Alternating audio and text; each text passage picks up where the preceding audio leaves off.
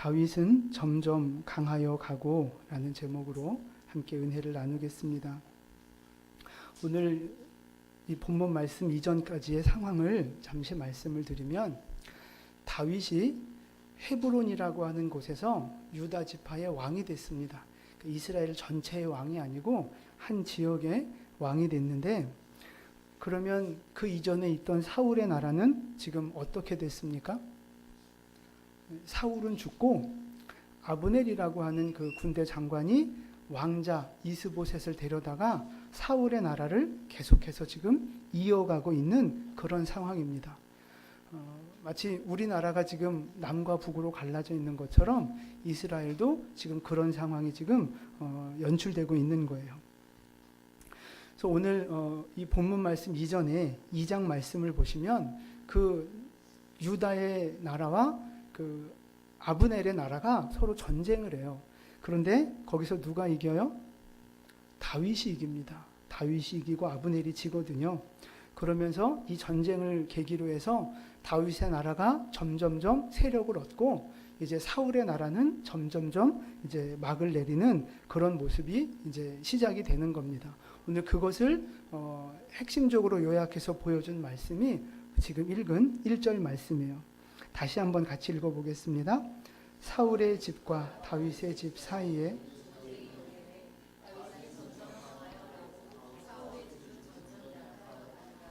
아멘.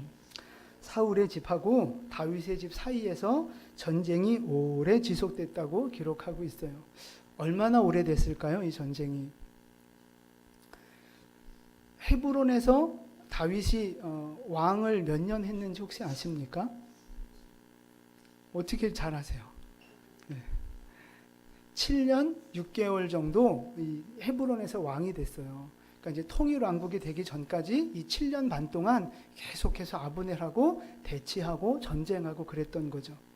그러면 사실 다윗이 사울 왕에게 쫓겨다닐 때부터 계산을 하면, 쫓겨다닐 때부터 헤브론에 오기까지의 기간을 얼마나 잡느냐 하면 한 10년 정도 잡습니다.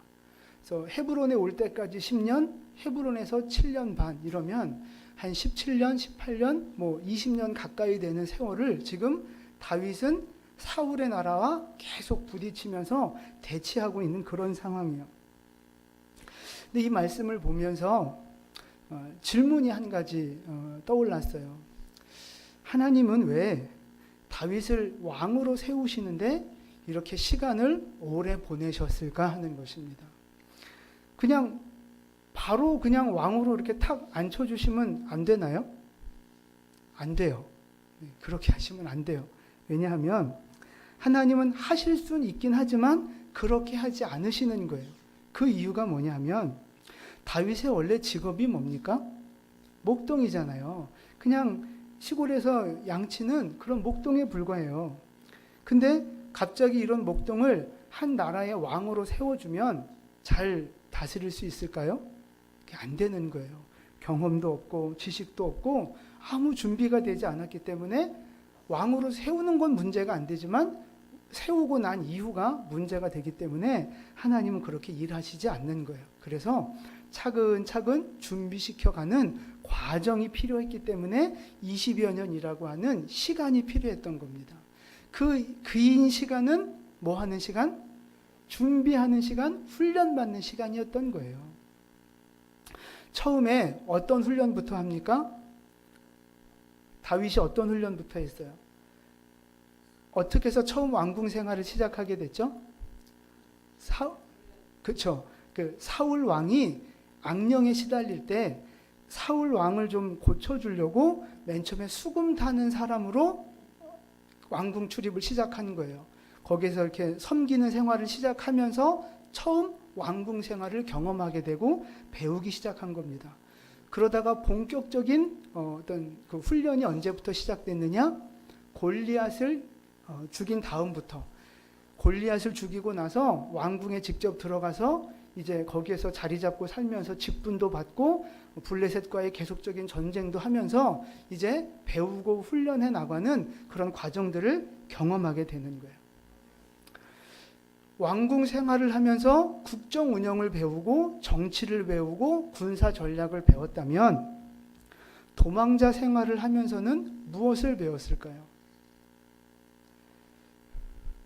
하나님을 신뢰하는 훈련을 하는 거예요. 기도의 훈련, 말씀을 믿고 의지하는 훈련, 그 훈련을 하나님께서 다윗에게 차근차근 그렇게 시키신 겁니다. 창세기에 보면 요셉도 마찬가지예요. 하나님이 요셉에게 꿈을 주셨거든요. 무슨 꿈이죠? 해와 달과 별이 절하는 꿈이에요. 그게 결국 무슨 일을 하는 꿈이에요? 민족을 구원하는 꿈이에요. 민족을. 하나님은 요셉을 향해서 큰 계획을 갖고 계셨던 거예요. 애굽의 총리로 세우셔서 죽어가는 민족을 다시 살리려고 하는 큰 계획을 갖고 계셨다는 거예요. 근데 지금 그 요셉의 상황이 어떠냐? 요셉이 어떤 사람인가를 보면요. 요셉의 아버지가 누구죠? 야곱. 야곱에게 아들이 몇이에요? 12이에요. 그 중에 요셉은 몇 번째? 11번째예요. 거의 막내예요, 막내. 아버지의 편애를 받으면서 막내로 철없이 자랐어요. 그래서 형들은 다 일하러 내보내도 이 요셉은 아버지가 자기 품에 끼고 예쁜 옷 해 입히고 그냥 집에서 놀게 만들었단 말이에요. 철없는 인생이 요셉이었어요. 근데 이 요셉이 요 모습 요대로 그대로 자라가면 총리를 쓸 수 있겠어요? 안 되는 거예요. 그러니까 총리로 만들기 위해서 고난을 훈련을 시작하시는 거예요. 애굽에 팔려가는 고난, 누구죠? 그 보디발의 집에서 이제 일을 배운 총리로 섬기면서 그렇게 일을 하고 일을 배우는 그런 훈련들 준비들을 하나하나 경험하게 하신 거라는 거예요. 하나님의 뜻이 이루어지기 위해서는요, 시간이 필요한 거예요.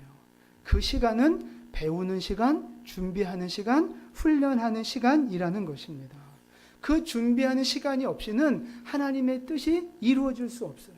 우리가 하나님이 원하시는 사람이 될 수 없다는 말씀입니다.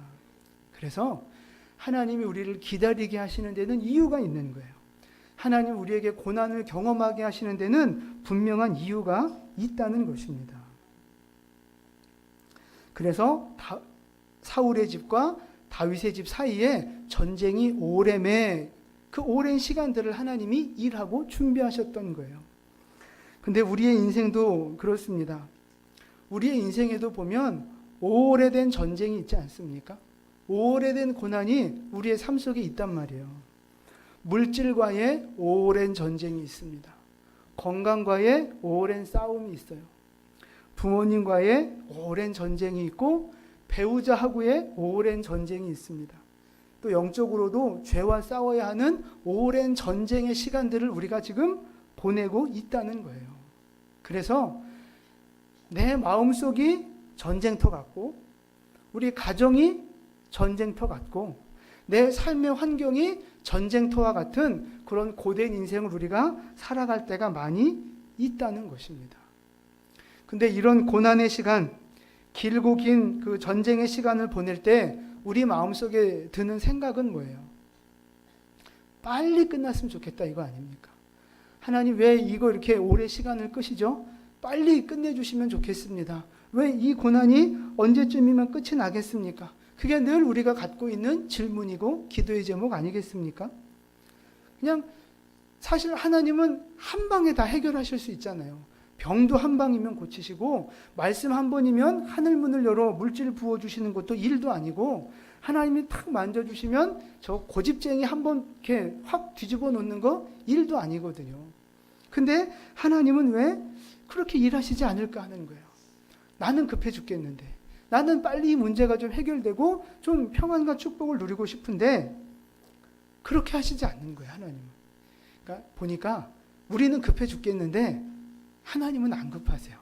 하나님은 천천히 여유 있게 가시는 거예요. 우리의 관심은요 열매에 있어요.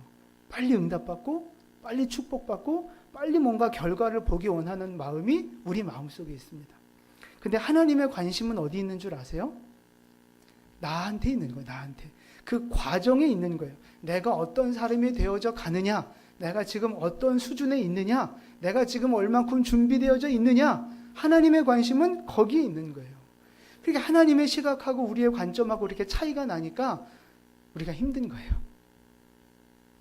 제가 아이들 사역을 할 때 보면 이렇게 말을 잘 안 들을 때가 있잖아요. 말도 안 듣고 막 시끄럽게 하고 막 하라는 거 안 하고 그럴 때 있어요.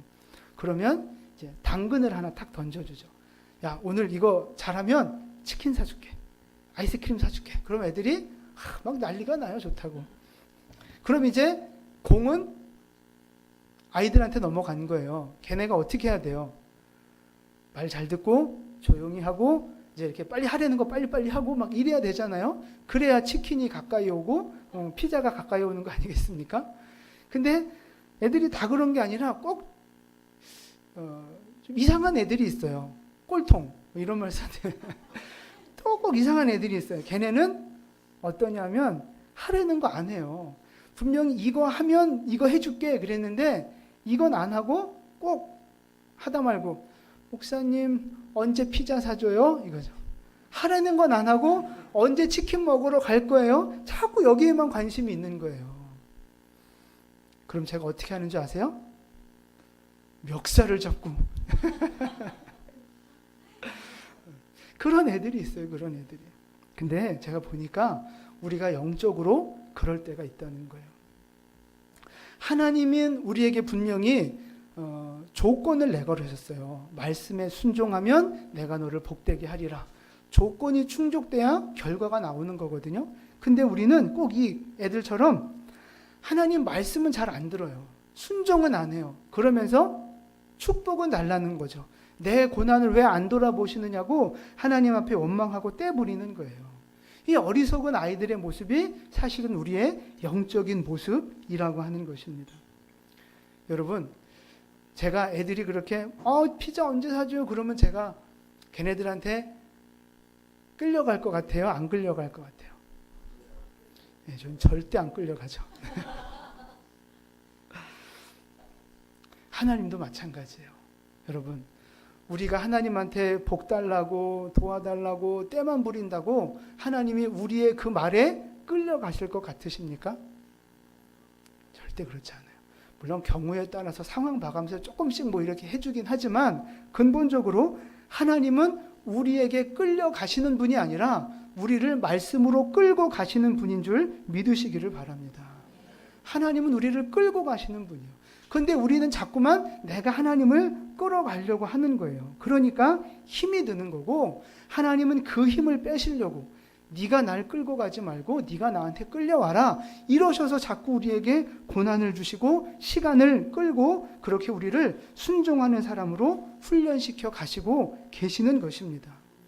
그러니까 여러분, 고난의 시간에 우리가 해야 할 일이 뭐냐?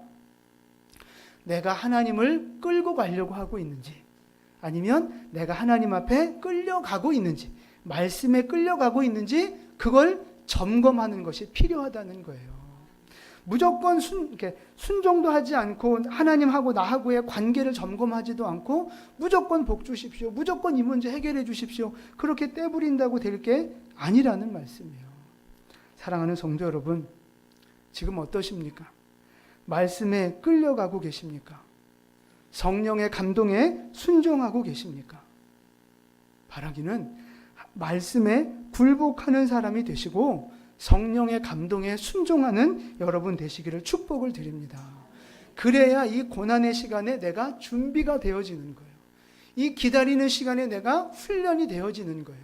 그렇게 되어져야 점점 강성해지는 은혜, 점점 승리하는 축복의 주인공이 될 수 있는 줄 믿으시기를 바랍니다. 여러분이 그런 사람 되기를 축복합니다. 아멘. 두 번째 말씀은요. 다윗의 집이 점점 강해져 가고 사울의 집은 점점 약해져 가고 있다고 했는데 그 근본 이유, 가장 중요한 이유가 무엇일까 하는 것입니다. 다윗이 사울보다 인간적으로 더 뛰어난 능력이 있어서 그랬느냐? 그게 아니라는 거예요. 다윗의 집이 강해져 간 이유는 하나님이 함께 하셨기 때문이에요. 사무엘하 5장 10절 말씀 같이 읽겠습니다.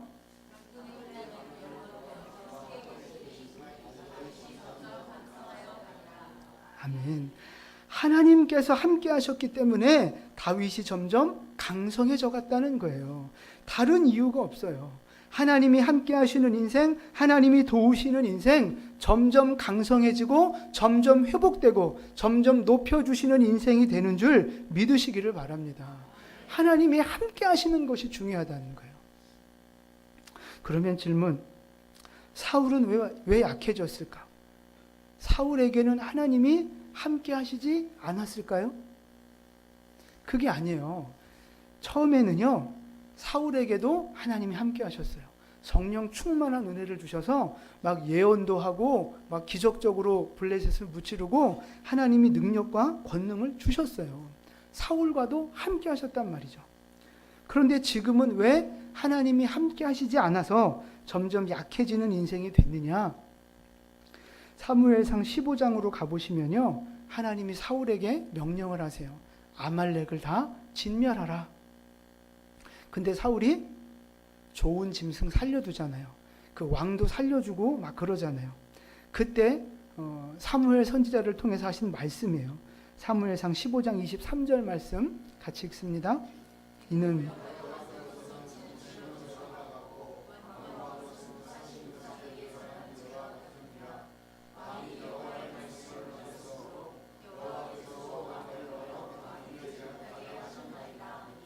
아멘.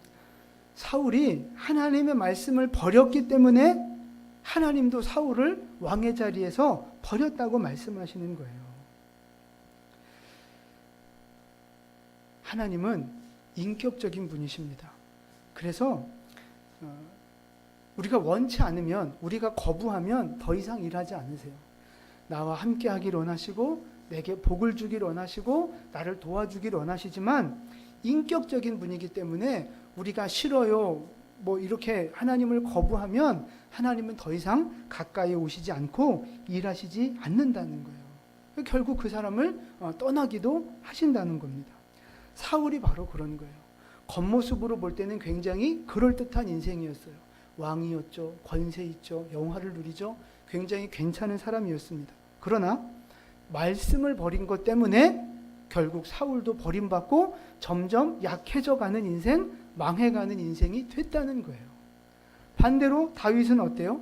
별 볼 일 없는 인생이었어요. 그냥 들에서 양치는 목동에 불과했어요. 그러나 말씀을 소중히 여겼기 때문에 하나님이 그와 함께 하셨고 하나님이 그를 높여주시고 점점 강성하게 하시는 사람으로 삼아 주셨다는 것입니다.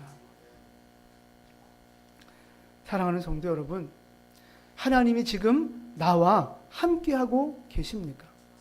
하나님이 지금 여러분과 함께하고 계시는 것을 여러분 믿으십니까? 당연히 믿으셔야죠. 하나님은 지금 여러분과 함께하고 계시는 거예요. 근데 중요한 건 내가 하나님의 말씀을 버리면 하나님도 더 이상 나를 위해 일하시지 않을 수 있다는 거예요.